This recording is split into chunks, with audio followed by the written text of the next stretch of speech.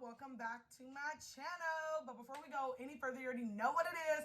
Hit that subscribe button, and of course, like Noah always says, smash the bell to get notified when your girl uploads a new video, because I've been on the crazy uploads and you want to be a part of the hashtag notification squad.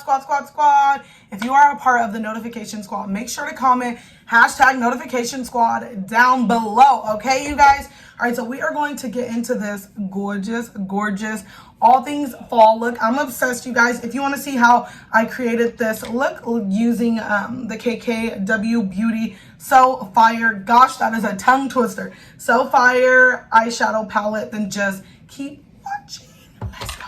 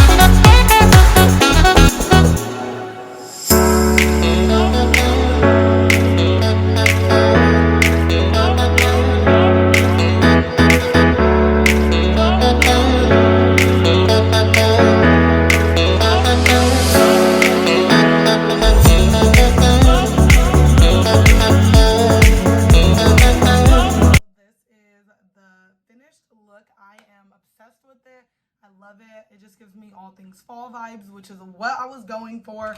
This is a perfect palette for fall.